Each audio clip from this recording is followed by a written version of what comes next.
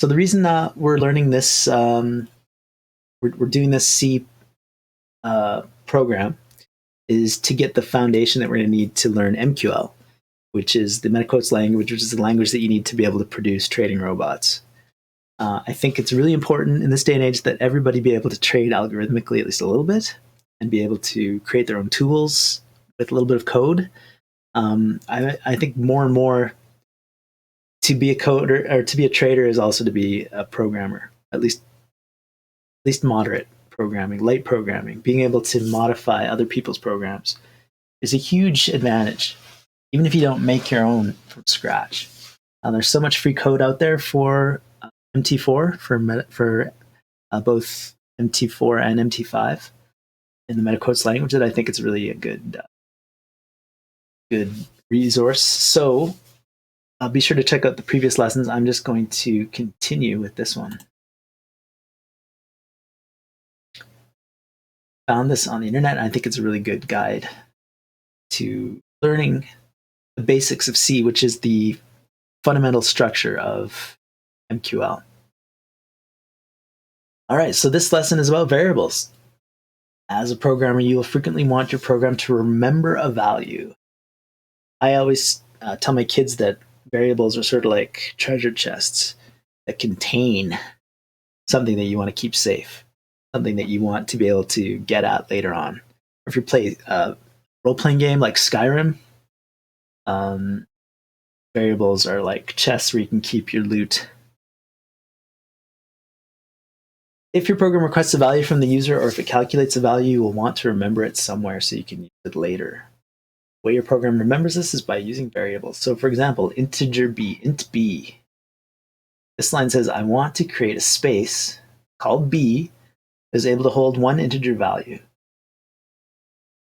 A variable has a name, in this case b, a bad name, by the way, and a type, which in this case is int, an integer. Integers are numbers, numerical values. You can store a value in b by saying something like b equals 5.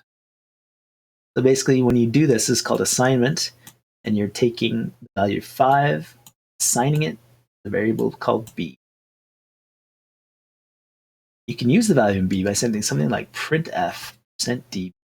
So, as I now know, printf, basically the C print statement, has this data formatting type, which is %d. Now, why they pick d, I have no idea, because all the other ones, like C and float, use like C and F.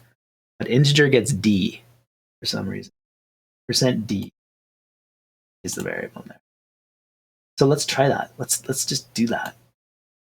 I've got Replit open here, which is the basically the compiler that I'm using to do this C lesson. I guess the first thing, oh, I didn't want to get rid of all that. I think we're going to keep in every C program has to have a main function or it won't work.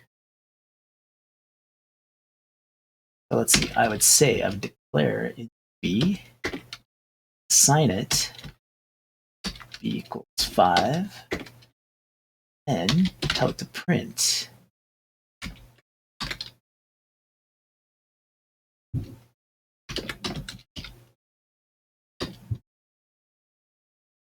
And that, let's see what happens. There you go, it's 5. So in C, there are several standard types for variables. These are the same types that you find in other languages like Python, even JavaScript. The int is an integer, which is a whole number value like 1, 2, 3, 4, 5, or I think negative numbers count too. Floats are floating point values, values that have a decimal point. So 2.6 is a float. Char are characters, single character values like M or Z, capital letters, not including these little quotations. We will see examples of these other types as we go along. All right, awesome. How are we doing? We lost our viewer. Oh well, they weren't that into the code part. They were here for the entertainment. We have, we're like 3 minutes to the hour. I think I'm going to round out the hour. We're going to do one more.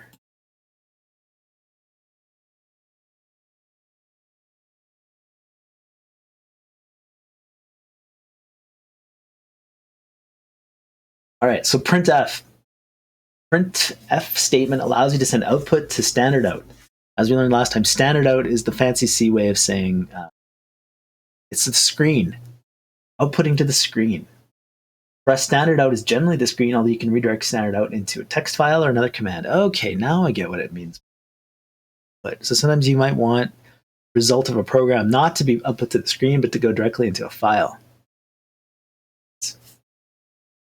Here's another program that will help you learn more about printf. All right, let's type it. Let's do it. Include stage. I'll skip that part. Let's do this. Int a c colon assigning 5 to the variable a. So notice that int abc with commas between them, that creates 3 variables that we need right away. 1, 2, 3. And then a is 5, b is 7, c is and b. So we're adding together a and b, the values of a and b, to get value for c. And then we're printing out all those values, formatting them using this weird C data formatting convention, %d. And it just knows somehow %d plus %d equals %d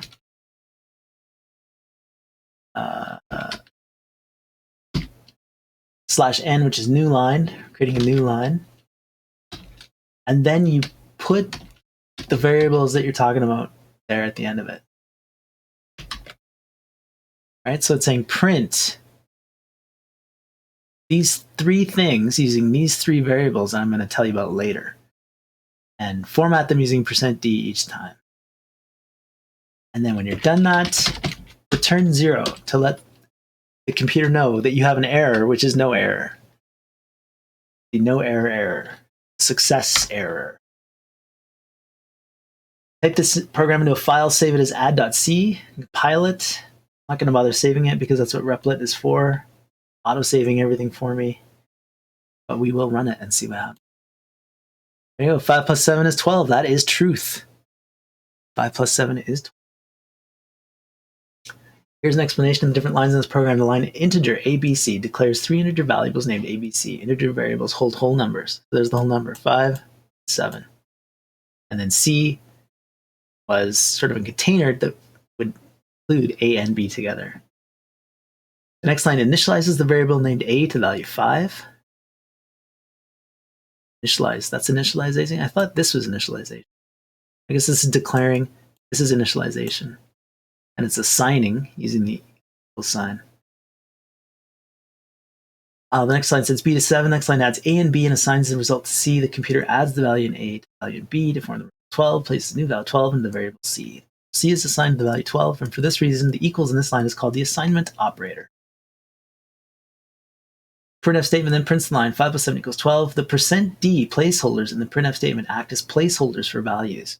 So they're calling them placeholders. Here. Placeholder. There are 3 %d placeholders. At the end of the printf line, there are 3 variables named A, B, and C. C matches up the first %d with A and substitutes 5 there. Matches the second %d with B and substitutes 7, and matches the third %d with C and substitutes. Right, so you got A over here, 5, B, 7 here, and C is the 2 of them together. Prints the completed lines to the screens, 5 plus 7 12. The plus equals and the spacing are part of the format line and get embedded automatically between the %d operators as specified. Cool stuff. All right, that's the coding lesson of the day. So that was a complete broadcast. And we had a viewer who did not talk to us, but it's a progress. It's exciting progress. Take it easy, everybody. Just nobody.